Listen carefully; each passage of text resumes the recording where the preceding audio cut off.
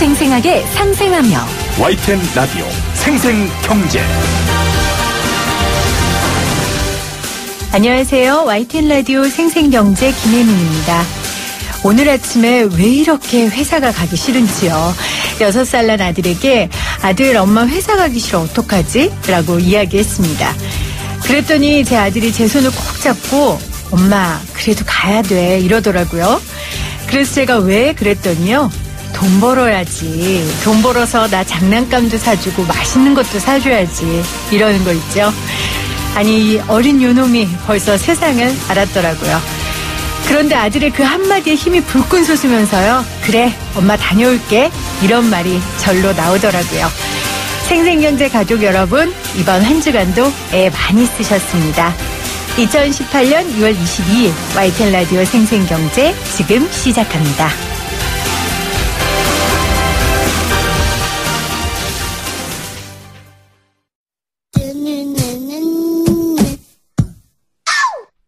적금 한 번, 가계부 한 번 안 써본 주부 6년차 김혜민 PD와 함께하는 경제 시민 만들기 프로젝트 YTN 라디오 생생경제.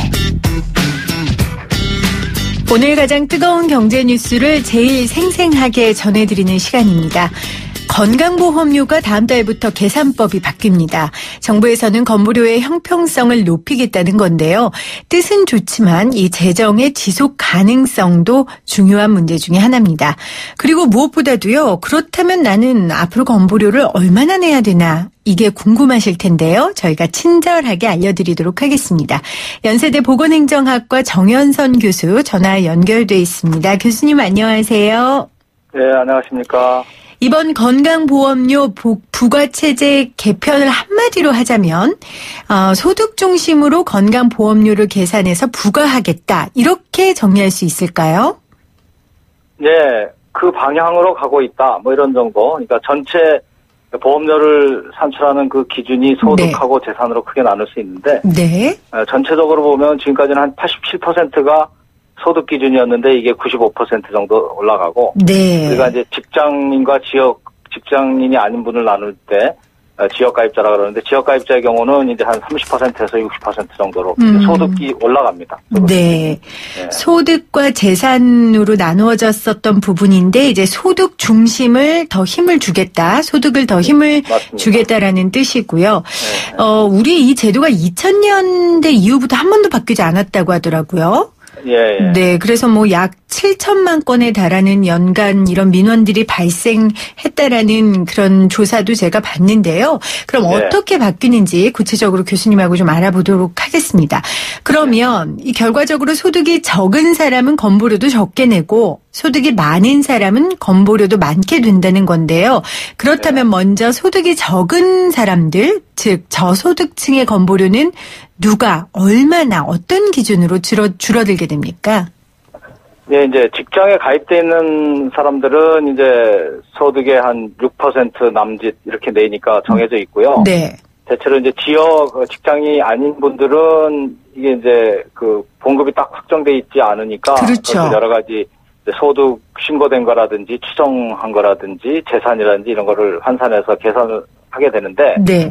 이제 아무튼 그런 지역 가입자들의 경우 월 소득이 한 400만 원 선 정도? 그렇게 밑에 되는 분들에 대해서는 여태까지는 평가를 해가지고 재산 이런 데다 부과하고 이런 식으로 했었어요. 네네. 그런데 그거를 이제 이번에 바꿔서 최저보험료라고 해서. 네. 그러니까 월 한 100만 원 정도, 그러니까 연 1000만 원 정도의 수입 미만인 사람들은. 네. 전부 13,100원, 13,000원 정도의 네. 최저보험료만 내는 걸로 이렇게 이제 바뀌니까 네. 대체로 저소득층들의 부담들이 굉장히 이제 줄어들게 되는 겁니다. 그래서 뭐 전체로 보면은 1인당 한 세대당 한 22,000원 정도씩 월 이렇게 줄어드는 걸로 되어 있습니다. 네. 그러니까 연소득이 100만 원 이하인 지역 가입자에게는 월 얼마라 그러셨죠? 네, 13,100원의 최저 보험료가 부과된다. 네, 지금 연 100만 원이라 그러니까 좀 이제 헷갈리는데 이게 이제 우리가 필요경 뭐 이렇게 경비 이렇게 따지면은 실제로는 연 1,000만 원 정도입니다. 연 1,000만 원이요. 네. 그러니까 네. 월 100만 원 좀 안 되는. 월 100만 원 안 되는. 네. 그러니까 이렇게 바꾼 이유가 이제 저번에 아주 안타까웠던 송파 세모녀 같은 일이 더 이상 없게 하기 위함 아니겠습니까? 그러니까 그렇죠. 소득이 거의 없었는데 이제 이 평가소득 때문에 맞아요. 5만 원 정도 보험료를 내서 그런 안타까운 일이 있었기 때문에 이제는 소득을 기준으로 하겠다라고 정부에서 변화를 주고 있는 거고요. 네. 그리고 뭐 재산이나 자동차에 따라 붙는 보험료도 줄인다고 하더라고요. 그러니까 이거 대신해서 최저 보험료를 도입했다고 생각하면 됩니까? 이제 최저보험료라고 하는 거는 이제 소득들이 밑에 계층들이 거의 불확실한데. 그렇죠. 네, 그 작은 소득을 재산이라든지 이런 걸 평가해서 하다 보니까 아까 송파 세모년 같이 진짜 없는 사람들이 그 전세 단칸방 이런 것에도 부과되고 해서 이제 그런 문제가 생긴 거고 그래서 네네. 최저보험료를 한 거고요. 재산의 경우에도 이제 그 일정 부분을 공제를 해줍니다. 특히 저소득층들의 경우 전체 재산에다가 부과할 때 뭐 500만 원에서 1,200만 원 정도의 공제를 이제 새로 추가적으로 해가지고 결과적으로는 일정 보험료가 이제 경감이 되는 효과를 낸다든지 이번에 이제 그런 것들이 들어가는 거죠. 네.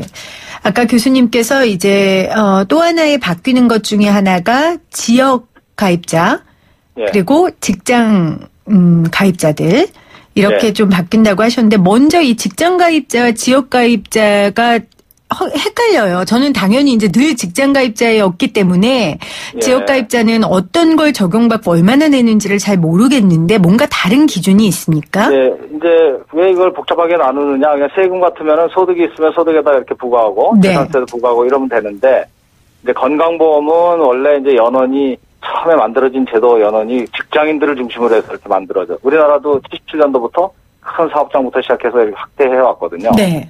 그러다 보니까 이제 직장인만을 위한 그런 보험조합이 있고 이러다가 2000년에 직장과 지역을 구분하지 않고 전체를 하나의 공단으로 통합을 했어요.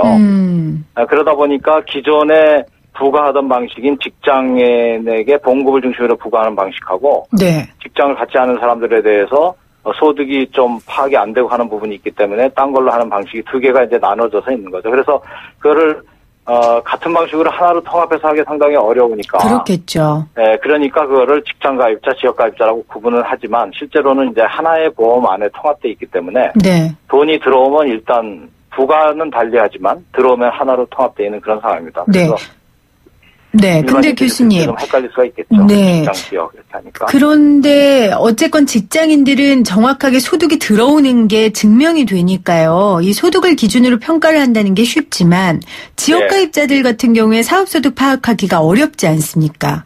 예. 그럴 때는 어떡합니까? 이 기준을 정한다는 게.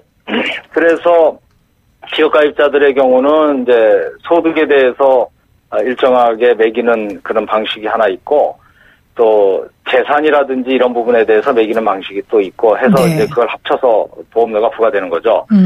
이렇게 보니까 직장인들은 이제 소득에만 매기는데 그렇죠. 지역의 경우는 재산에도 매긴다 이런 얘기가 나올 수가 있고 그 말이 맞게 돼서 이제 그게 문제가 돼가지고 이번에 되도록이면 소득 중심으로 해서 이제 많이 소득 부분을 늘리자 하는 겁니다. 그러나 이제 또 한편으로 생각하면은 재산이 뭐 몇십억, 몇백억이 되는데 소득은 이렇게 드러나 있지 않아가지고 그런 사람들이 그 보험료를 또 안 낸다든지 적게 내게 되는 것도 또 한쪽에서는 또 문제를 제기할 수 있거든요. 그렇죠. 이제 그런 부분들이 조금씩 지금 조정돼 나가되 다만 전체적인 방향은 재산 자체에다 매기는 것보다는 재산이 일단 소득으로 시현되는 단계에서 매기는 식으로 이제 점차 변화를 두어가는 그런 거라고 보시면 됩니다. 그러면 그동안은 이제 지역 가입자의 경우 소득이 전혀 없어도 주택이나 자동차를 보유하고 있으면 보험료를 냈단 말입니다. 그러니까 소득이 기준이 아닌 재산을 기준으로요.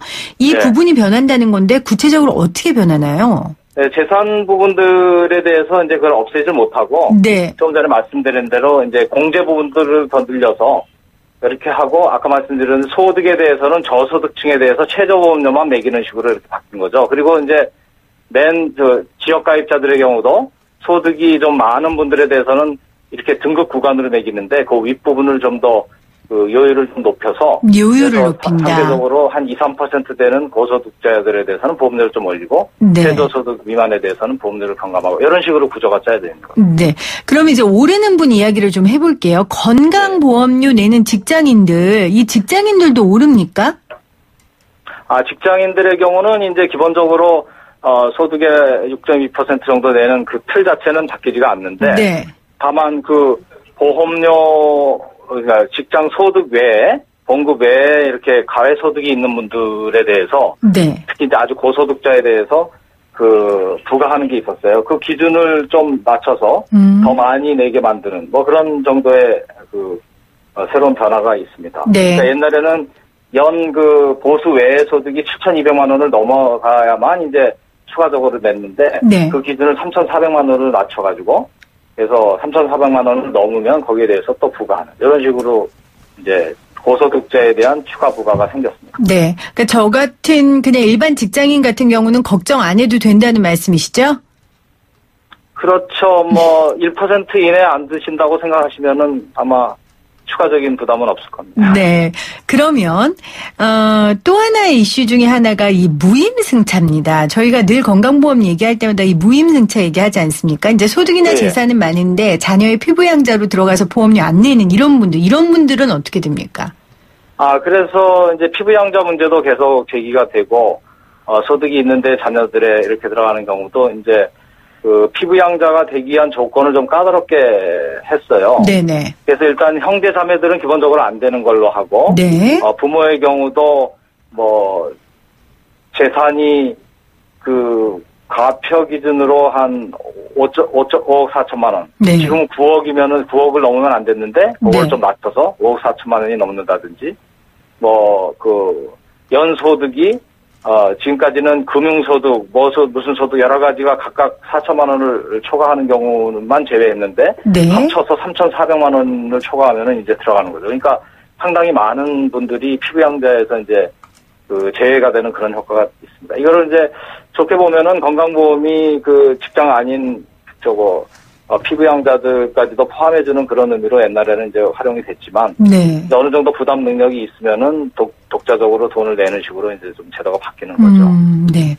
지금 3288님께서 문자로 소득이 없는데 2억 7천만 원짜리 아파트에 살면 지역 보험료를 얼마 내는 것으로 바뀔까요? 이렇게 문자 보내주셨거든요. 네. 이제 2억 7천만 원을 재산을 가지고 있으면은 이제 거기에 부과가 되죠. 네. 부과가 되는데 그것이 얼마냐 하는 거는 이제 등급표라고 있어서 2억 7천만 원을 내면 얼마라는 점수가 나오고 그것이 얼마에 해당한다는 게 나오는데. 네. 그거는 뭐 제가 암기하고 있는 게 아니니까. 그렇죠. 건강보험공단 그 홈페이지 같은 데 이렇게 쉽게 요새는 이제 치면 인터넷에 들어가셔서 한번 거기 계산기에다가 쳐보시면 그것이 얼마의 보험료에 해당하는지 하는 걸 쉽게 계산할 수 있게 돼 있습니다. 네. 여러분도 혹시 궁금하시면요. 어제부터 이 보건복지부 홈페이지를 통해서 보험료 모의 계산 서비스가 실행되고 있다고 합니다. 가셔서 한번 해보시면 건강보험료가 얼마나 변동됐는지 아실 수 있을 겁니다. 교수님, 이 건강보험료 이야기할 때요. 꼭 네. 나오는 이야기가 있습니다. 이 재정 악화 부분이거든요. 예. 실제로 이번 건강보험료 개편으로 연간 약 8천억 원의 보험료 수입이 감소될 것이라고 하는데 건보료 재정 괜찮습니까? 예, 이제 연간 건강보험료로 이렇게 들어오고 나가고 하는 돈이 한 50조 원 정도 됩니다. 네. 그러니까 이제 50조 원 중에 뭐 1조 원이 좀 안 되는 돈이 이제 덜 들어오게 되는 건데 뭐 그거 자체는 큰 문제가 될 수는 있겠지만 지금 현재 이제 건강보험에서 그동안에 몇 년 동안 계속 1년에 한 3조 원 정도의 흑자가 계속됐어요. 그래가지고 지금 한 20조 원이 넘어가는 돈이 누적 흑자로 쌓여 있습니다. 네. 그래서 이제 그 부분들이 지금같이 이렇게 저소득층의 부담 경감을 위해서 사용하기 위해서 충분히 어느 정도 준비가 돼 있다. 할 수 있는 그런 상태에 돼 있죠. 네. 복지부도 뭐 지난해 이미 이 부분을 증가시키기로 했기 때문에 준비해 놨다. 네, 그래서 뭐 걱정하지 말라 기우다 이렇게 입장을 말하고는 있습니다.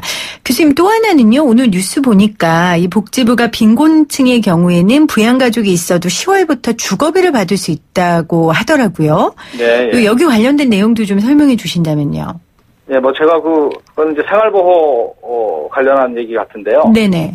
아무튼 이제 지금 건강보험의 경우는 이제 직장인 어느 정도 그 돈을 낼 수 있는 분들의 문제고. 그렇죠. 이제 우리나라가 기초생활보호 대상자로 해서 아예 그 재산이라든지 소득이 아주 낮은 분들은 대상자로 해서 이제 국가로부터 보험료라는 개념이 아니고 세금을 기반으로 해서 돈을 받는 이런 게 있는데. 네. 거기에서 이제 이 주거비 부양가족이 있어도 받을 수 있게. 부양가족이 있는데 실제로는 별로 자기에게 도움이 안 되는 멀리 떨어진 뭐 이런 것이 있다는 기록 때문에 받지 못하는 그렇죠. 그런 어려운 분들을 해결하기 네. 위한 그런 정책인 것으로 보입니다. 네, 그러니까 주거급여 선정 기준을 중위소득 43% 이하에서 45% 네. 이하로 2020년까지 단계적으로 확대하기로 했다는 내용입니다. 네. 뭐 교수님 전공은 뭐 이 보건행정이시니까 건강보험이신데 제가 이걸 같이 여쭤본 이유가 결국은 돈이 없어서 치료를 못 받거나 아니면 불합리한 이유 때문에 뭐 지원을 못 받는 경우를 없애기 위해서 지금 이런 제도들을 정부에서 재정비하는 거 아닙니까? 그렇죠. 네, 근데 이런 지금 현 정부가 상대적으로 네. 이제 어려운 계층에 대해서 좀 비중을 두는 이제 그런 정부인 면이 있기 때문에 네. 이제 비교적 그런 정책에 좀 더 비중을 두고 있는 거죠. 어떻게 보면 전체적으로 포용적인 어떤 복지라 그럴까? 뭐 그런 차원에서 진행이 되고 있는 것 같습니다. 네. 오늘 건강보험료 다음 달부터 바뀐다는 내용 연세대 보건행정학과 정현수 교수와 함께 했고요.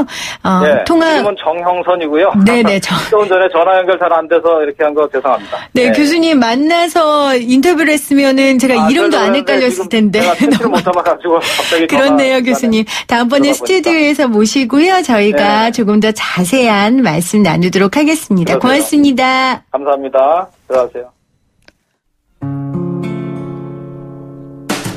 YTN 라디오 생생경제에서 여러분께 드리는 선물입니다. 밀리의 서재에서 전자책을 자유롭게 읽을 수 있는 3개월 무료 이용권을, 한국경제신문에서 다양한 경제서적을, 나도 읽고 싶다. 100% 영미권 1:1 프리미엄 화상영어 클라소에서 1개월 이용권, 나도 공부하고 싶다.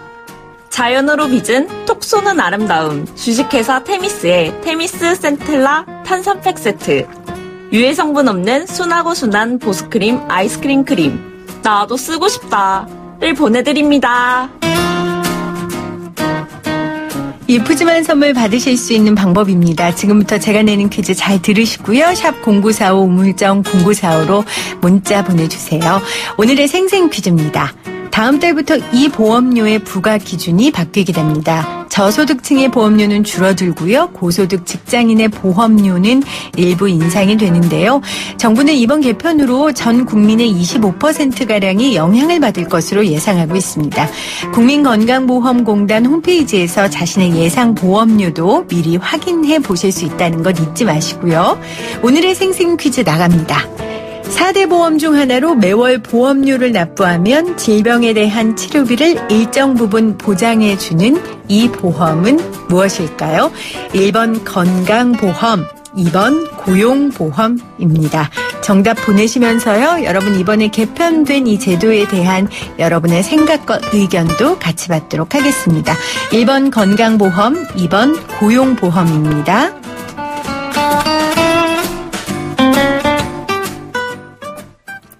생생하게 상생하며 YTN 라디오 생생경제는 방송통신위원회의 방송통신발전기금을 지원받고 있고요. 포스코와 함께합니다. 저는 2부에 다시 올게요.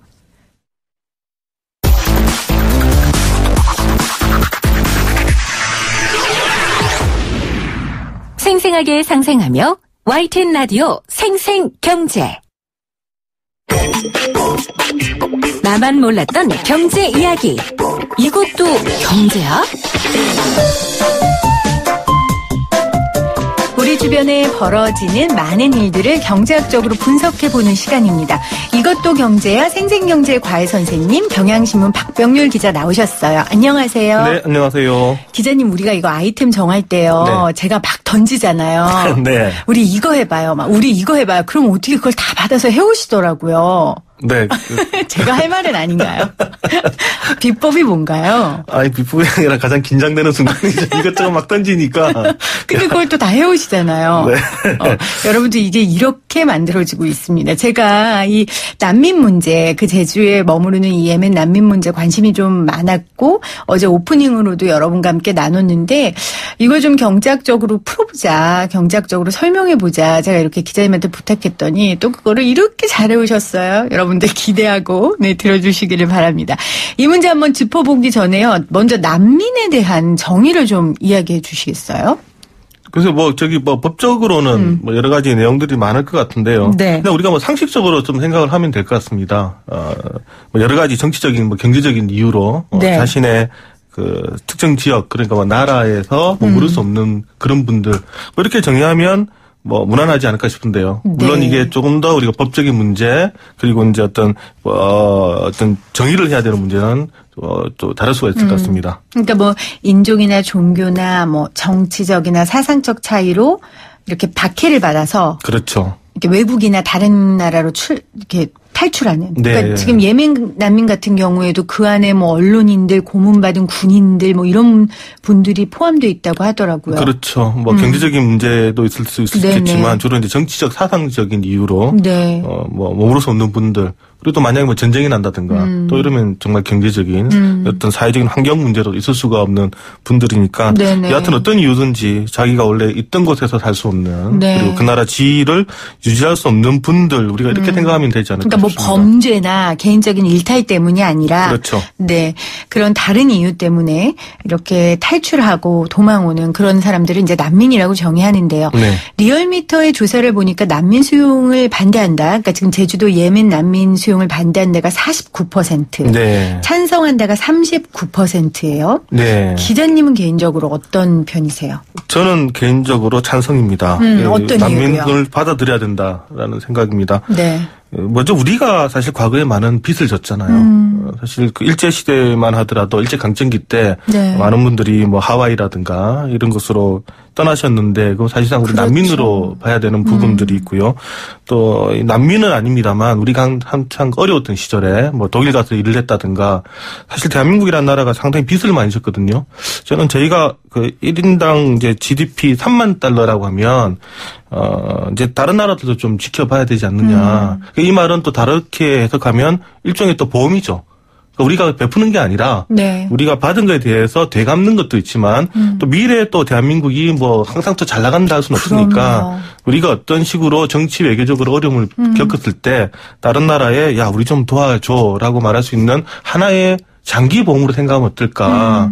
그러니까 대한민국 같이 평소에 좋은 일 많이 하고 이렇게 좋은 나라가 어려움에 처하면 안 된다라는 적어도 네. 그런 얘기는 한번 좀 듣게 되면 맞아요. 이거 나중에 우리가 수출할 때도 유리하지 않을까요? 이 국가 브랜드 올라가면 한국인 이러면 괜찮은 국가 이렇게 되면 아마 나가서 사업하기도 편할 거고요. 그러니까 조금 더 좀 멀리 보고 길게 보고 정말 투자라는 개념으로 보더라도 저는 손해는 안 볼 것 같습니다. 네. 그러니까 예멘이 어디 있어? 우리가 평생 살면서 내가 예멘의 네. 덕을 보겠어? 이런 생각이 아니라요. 네. 정말 그 글로벌 시대에 지구는 둥그니까 자꾸 나가면 만난다고 하잖아요. 그 노래처럼. 저는 이 예멘 한번 갔다 왔었거든요.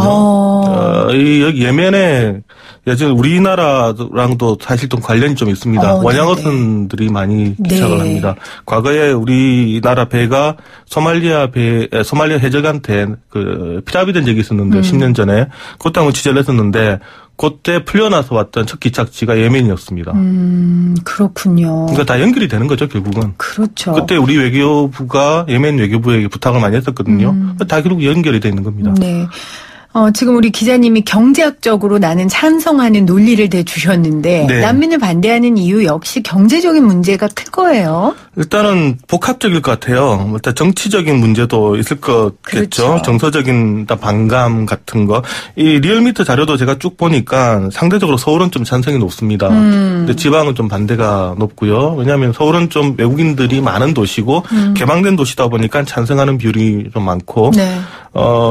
특히 이제 또 종교적인 문제도 아마 난민은 있을 겁니다. 주로 이슬람이 많다 보니까 우리나라 이슬람에 대해서 낯선데 또 피부색도 아무래도 좀 흑인 쪽이 많고 이러다 보니까 만약 역으로 뭐 기독교라든가 불교 혹은 가톨릭 같은 우리한테 좀 대한민국에 많은 네. 이런 종교 쪽의 국가였다라면 지금처럼 난민을 우리가 볼까라는 저는 사실 생각도 좀 하고요. 아마 종교단체들이 나설 텐데 물론 이러면 이제 너무 복잡해지니까 일단 요거 차치하고 말씀하신 것처럼 사실 앞에 이제 이런 문제를 제외하고는 일단 경제적인 문제, 네. 일단 많은 사람들이 돈이 너무 많이 들 것 아니냐. 깨놓고 말하면 이 부분이죠. 그렇다면 난민 비용이 얼마나 듭니까? 먼저 이제 제가 궁금한 건 난민 네. 비용이라고 하면 단순히 난민을 1차적으로 돕는 비용입니까? 아니면 아예 우리 국민으로 받아들여서 이렇게 정착시키는 비용입니까? 그럼 어디까지 봐야 되느냐 이거는 뭐 계산이 다르겠죠. 통일 비용하고 비슷하죠. 네. 근데 이제 1차적으로 네. 유럽의 경우를 보면 네. 난민들이 와서 일단 바로 가는 게 아니라 캠프에 더 수용이 되고요. 거기에 대한 이제 들어가는 직접적인 비용, 여기까지 일단 보는 게 좀 많은 것 같습니다. 네. 왜냐하면 이분들이 나와서 자국민과 똑같은 수준의 어떤 사회보장제도를 받기 시작하면 그때부터는 정말 눈덩이처럼 커지기 때문에 그렇죠. 사실 산정하기 좀 어렵습니다. 네. 그러면 외국의 경우를 좀 들어주세요. 예를 들어 뭐 독일 정부 같은 경우에 난민 때문에 돈도 많이 썼고 고생도 했고 네. 얘기 들었는데. 그렇죠. 사실 독일이 보면 과거에 이제 빚을 많이 졌던 나라가 되다 보니까 어떤 면에서 난민에 대해서 상당히 좀 긍정적으로 많이 조치를 취했던 것 같은데 과거 HSBC라는 이 금융기관이 독일 정부가 난민 지원을 위해서 부담하는 비용에 대해서 한번 추산을 해봤습니다. 네. 2016년 기준으로 약 한 210억 유로 정도로 썼다 이렇게 얘기를 하는데 이때 난민이 한 50에서 한 60만 명 정도 된 걸로 알고 있거든요. 네. 우리 돈으로 하면 약 27조 원 정도인데, 네. 이 독일 전체 국내 총생산의 0.7% 정도 된다라고 했는데, 이 난민 한 명당 이제 드는 돈이 12,500유로다. 우리 돈으로 연간 1,600만 원이 들더라. 그리고 이 난민들을 관리하기 위해서 또 공무원들이 필요할 그렇죠. 거잖아요. 예. 저거를 뽑아야 되고, 이렇기 때문에 이 공무원들에게도 1,500유로, 즉 200만 원의 추가 수당이 더 지급이 돼야 된다. 이거 합치면 약 한 1,800만 원 정도 1인당 돈이 든다라고 얘기했는데 당시에 한 27조 원이었는데 지금 난민 수용한 거 다 따져보면 아마 연간에 40조 원 이상은 쓰지 않을까 싶은데 이 40조 원이면 우리나라 예산의 그냥 10% 정도 됩니다. 큰 돈이네요. 엄청나게 큰 돈이죠. 네. 제가 알기로 이제 그 탈북자들이 탈북하면 네.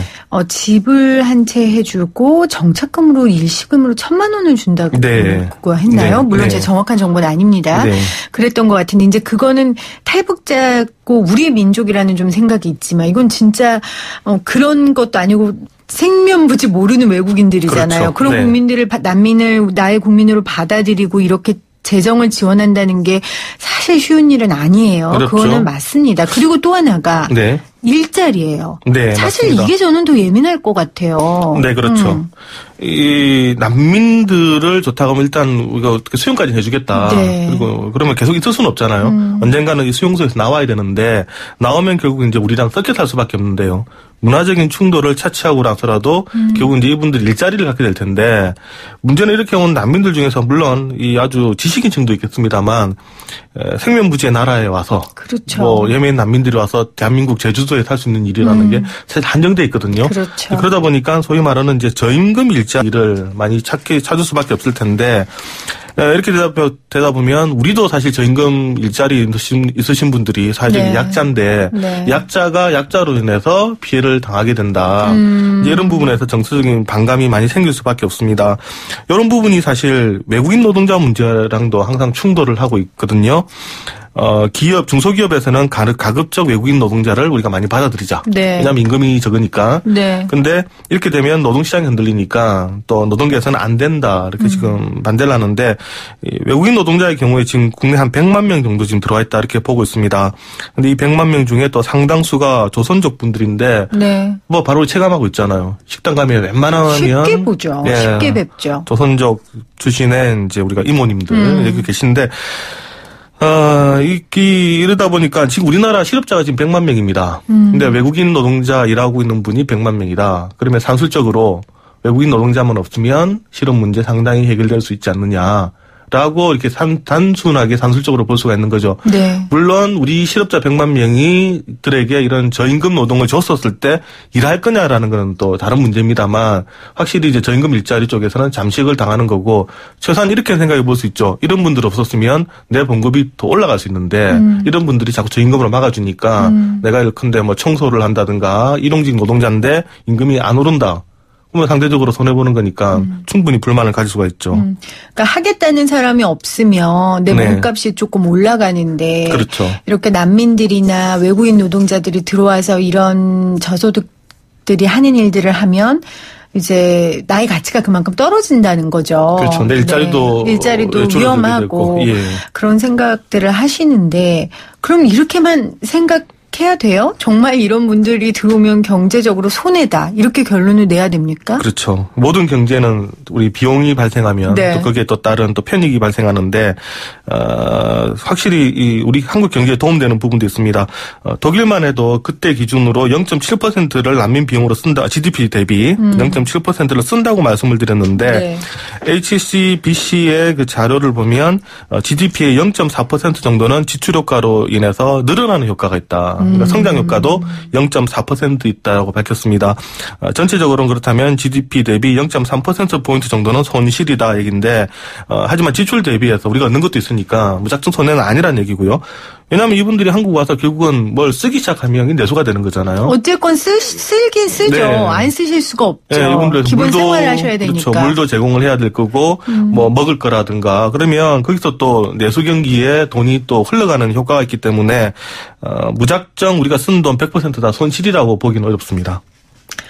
그러면 또 이런 것도 있을 것 같아요. 사실은 우리 국민들이 아까 전에 일자리가 뭐 이 사람들 때문에 없어진다 하지만 우리나라 국민들이 안 하는 일자리도 되게 많잖아요. 그렇죠. 뭐 청년 실업률 이야기하면 중소기업 사장님들이 제발 우리 회사 좀 와서 일해줘라. 이렇게 말씀하시는 분들도 많고요.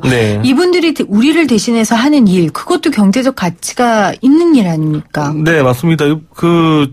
저 사회적 비용, 우리 사회가 이제 급격하게 발전을 하고 있으니까 분명히 이제, 좀 값비싼 질 좋은 일자리가 있을 것이고요. 또 역시 또 상대적으로 돈의 가치만 보자면, 질 좋지 않는 일자리가 있을 수가 있는데, 아무래도 갈수록 이제 한국인들은 끊을 수밖에 없는 거죠. 우리 국민들의 20대 80%가 대학을 나와가지고, 과거에 이제, 하던 그 허드렛 일을 해라고 하면 안 할 그런 학생들이, 젊은이들이 많습니다. 그러면 이제 이 일자리 어떻게 할 거냐. 결국은, 그래도 나도 막 일하겠다라는 외국인을 데려올 수밖에 없는데, 마치 우리가 1960년대 독일에 가서 광부를 하고, 그리고 이제 간호사를 했던, 그런 거랑 사실 같은 거죠.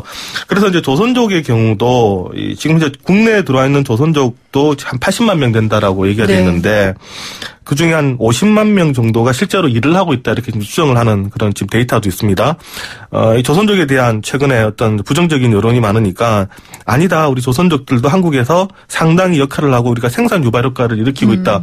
그렇게 해서 이제 계산을 좀 한 것들이 있는데요.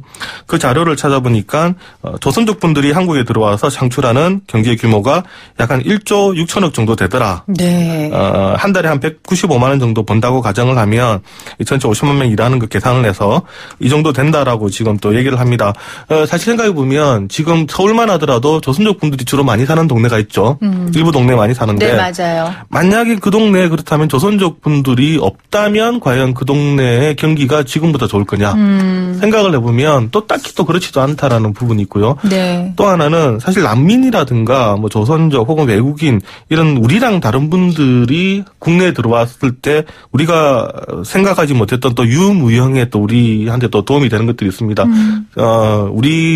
우리끼리만 있었으면 같이 못했을 여러 가지 문화라든가 그리고 뭐 어떤 제도적인 측면 이런 것들을 우리가 흡수할 수 있는 또 새로운 산업이 일어날 수도 있고요. 그런 게 있는데 최근에 보면 뭐 그냥 식당만 보면 양꼬치 이런 것들이 많이 늘었는데 새로운 어떤 식당 입장에서는 또 업종이 하나 또 창출이 됐거든요. 이런 부분도 무시를 할 수 없을 것 같습니다. 제가 과거에 한번 영국을 가보니까 영국에는 8월 말에 가면 노팅힐 페스티벌이라는 걸 해요. 이게 영국에 있는 아프리카계 사람들이 하는 축제입니다. 근데 이게 세계적인 축제예요. 되게 많은 사람들이 와서 즐기는데 아니 무슨 영국에 무슨 아프리카야 그러지만 그 축제 상당히 크거든요. 예를 들면 이게 새로운 하나의 또 산업 이 페스티벌 축제를 하나 만들어 버렸는데 네. 이런 효과도 우리가 생각을 해야 될 것이고 또 장기적으로 보면 이제 이분들 중에서도 또 아주 대단한 또 대한민국 사람이 나올 수가 있잖아요. 그럼요. 이 최근에 월드컵 보면 어제 월드컵 보니까 프랑스에서 골 넣었던 은바페라는 선수 흑인 선수입니다. 네. 특히 프랑스는 선수들이 보면 거의 다 흑인 선수예요. 귀화를 했든가 아니면은 이제 과거 식민지 시대에 있던 2세, 3세들인데 그렇게 지금 프랑스 국가대표에 근간을 이루고 있거든요. 마찬가지로 우리도 뭐 스포츠라든가 그리고 시간이 흐르다 보면 뭐 문화, 예술 이런 부분에 상당히 다양성이 강화되지 않을까. 네. 그렇다면 우리가 감내할 수만 있다면 조금 경제적으로 좀 투자를 해보는 것도 괜찮지 않을까 저는 그렇게 생각합니다. 제가 한때 취재를 한번 해봤었는데요. 네. 우리나라에 들어온 몽골 분들이 계세요. 네. 그분들은 유목민족이다 보니까 가족들을 다 데리고 오거든요. 그렇죠. 그래서 이제 엄마 아빠는 일을 하고 그 친구들 아이들은 몽골 학교를 자체적으로 만들어서 공부를 하는데 거기 1회 졸업생이 네. 이제 몽골에 돌아가서 굉장히 고위급의 관리가 됐대요. 그래서 네. 이 친구가 한국과 몽골을 잇는 그런 가교 역할을 하는 거예요. 그렇죠. 네. 그러니까 민간 대사관을 만드는 거죠. 네. 그래서 아까 말씀하신 것들처럼 이런 거는 경제적인 수치로 이렇게 말할 수 없고요. 근데 지금 이제 의견들을 주고 계신데 사실 이런 문제 나오면 참 많이 좀 격렬합니다. 기자님 네, 잘 아시는 다 것처럼. 이해를 할 만해요. 그럼요. 네, 두 주장단데 이제 0985님께서 요즘 언론들 보면 대부분 난민에 대한 우호적인 보도를 많이 하는데요. 여론은 반대가 태반입니다. 호도하지 마세요. 취업 가장한 난민입니다. 이렇게 하셨는데 저는 오히려 이런 생각을 했어요. 지금 우리 기자님이 아까 전에 경제적인 가치, 창출 가치를 얘기하면서 왜 언론들이 이런 걸 보도 안 하지? 네. 왜 언론들은 맨날 여기 온 난민들이 범죄 저지르고 우리나라 사람들 괴롭히고 이런 것만 보도하고 왜 이런 중요한 건 보도 안 하지? 저는 오히려 반대로 생각했거든요. 네. 그래서 언론들이 이런 문제에 대해서 진짜 객관적으로 난민을 우리가 받아들였을 때 우리가 얻을 수 있는 득과 실을 명확하게 보도해 줬으면 좋겠어요. 네, 조금 더 저는 공개적으로 이제 논의를 할 필요가 있다라는 생각이 듭니다. 네. 이번에 뭐 청와대 청원도 지금 많이 올라갔다 그러는데 우리가 난민 정책을 어떻게 할 거냐. 사실 지금 쉬쉬하면서 이 부분에 대해서 제대로 된 대화 토론이었거든요. 말씀하신 것처럼 충분히 이제 반대하는 의견도 네. 저희 틀린 얘기 아니죠. 그럼요. 분명히 존중을 해야 되고 맞는 얘기고 네. 또 거기에 또 반대 의견도 있을 수가 있는데 그럼 과연 이제 우리는 어떤 위치에서 어떤 판단을 내릴 거냐 한번 좀 진지하게 토론을 해볼 필요가 있을 것 같은데 재밌는 게 최근에 그 일본에 좀 사례가 있습니다. 네. 일본 요즘 일자리가 좀 넘쳐난다 이런 얘기가 나는데 물론 여러 가지 이유가 있습니다만 50만 명의 외국인 노동자를 받겠다 이렇게 지금 밝히고 있거든요. 근데 이 50만 명 외국인 노동자에 보면 건설, 농업, 간병, 숙박, 조선업 특히 일본에서도 일본 사람들이 많이 안 하는 일자리가 부족한 이 5개 분야에 대해서는 외국인들을 받아가지고 우리가 채우겠다 이랬는데 이 사실 난민에 대해서는 우리보다도 더 엄격한 데가 일본입니다. 그렇죠. 더 보수적이죠. 네, 더 보수적이고 외국인에 대해서도 더 보수적이고 네. 이제 이런 나라입니다. 불구하고 최근에 이제 일자리 이제 이게 문제가 생기니까 이제 받아들이겠다 했는데 이제 이것도 사실 일종의 전략이거든요. 네. 그러니까 이제 맞고 안 맞고를 떠나가지고 지금 우리 수준에서는 어떻게 갈 것이냐 그리고 우리가 얼마만큼의 난민을 감내할 수 있을 것이냐 이런 것들 조금 공개적으로 얘기할 필요가 있을 것 같습니다. 맞습니다. 지금 실제로요. 그 3년 뒤에 우리나라에 예상되는 난민 신청자가 12만 명이래요. 네. 그래서 무조건 안 된다 이렇게 말할 때가 아니라 기자님 말씀하신 것처럼 토론하고 명확한 난민에 대한 규정 그리고 우리가 어떻게 도와줄 건지에 대한 기준을 세워야 할 때인 것 같아요. 네. 그 좋은 때가 이번이 아닐까. 네. 우리가 또 장기적으로 보면 사실 한류 얘기를 많이 하는데 한류가 많이 나가면서 한국에 대한 이미지가 많이 높아지고 있거든요. 그렇죠. 그러니까 저는 이런 난민 신청이 많아지는 이유 중에 하나가 외국에서 볼 때 대한민국 괜찮은 나라인가 보다. 어떻게 보면 어떤 측면에서는 이제 세계적으로 봤을 때 우리가 약간 인정을 받고 있는 그러니까 관심이 없으면 아예 가지도 않죠. 네. 이제 그런 측면도 있다라고 보는데 그러면 우리가 전 세계를 주도하진 않더라도 적어도 이제 책임 있는 우리 동아시아에서 그런 좀 선도국 입장으로 우리 가려고 하면 이 전반적인 걸 다 같이 봐야 되지 않느냐. 물론 이 와중에 손해를 보게 될 많은 분들이 있기 때문에 그 부분은 또 정부가 빠짐없이 또 대책을 또 세워야 되고요. 네. 여기에 되려면 역시 공개적인 토론이 필요하다는 거죠. 그렇습니다. 근데 이제 우리가 그렇게 한다는 거는 이제 아주 대의적인 이야기인데요. 네. 사실 요즘 추세가 트럼프도 막 외국 사람들 다 쫓아내고요. 네. 그건 좀 다른 문제라고 해야 됩니까? 그것도 비슷한 문제 얘기죠. 아닙니까? 네. 네. 그러면 미국도 지금 그런 마당에 우리는 미국보다 경제력도 더 약한데 우리가 지금 그럴 수 있냐 이렇게 말씀하시는 분이 있을 수 있잖아요. 근데 전략적인 차원이죠. 예컨대 어떤 사람이 있는데 어떤 사람은 아주 뚱뚱한 사람이 있고 어떤 사람은 아주 이제 가름한 사람이 있는데 뚱뚱한 사람은 좀 살을 빼야 될 것이고요. 정상화되기 위해서는. 근데 아주 이제 살이 없는 사람 같은 경우 좀 많이 먹어야 되는데 미국 같은 경우는 예컨대 외국인이 많았다라고 우리가 가정을 한다면 네. 그 나라 입장에서는 외국인을 좀 줄일 수가 있을 것이고 우리 입장에서는 없기 때문에 올릴 수 있는 여지가 있는데 이 나라마다 저는 좀 상황이 좀 다르지 않느냐. 그리고 네. 우리는 이제야 세계적으로 이제 조금 더 힘이 생기면서 나가는 이제 나라고. 수 있는. 네. 그래요. 그동안 아메리카 같은 경우는 상당히 많이 포용을 하다가 네. 이제 자기들도 경제력 한계가 온 이런 부분이 있으니까 굳이 이 추세를 우리가 따져야 되겠냐 이런 생각도 좀 들기도 하고요. 그리고 사실 지금 국제적으로 트럼프에 대한 비난이 이 문제만큼은 커요. 그렇죠. 그러면서 미국도 사실 최근에 국가 브랜드가 많이 떨어졌죠. 네. 위치가. 그런데 사실 아까 말씀하신 것처럼 세계적인 트렌드는 이민에 대해서도 상당히 엄격한 게 사실입니다.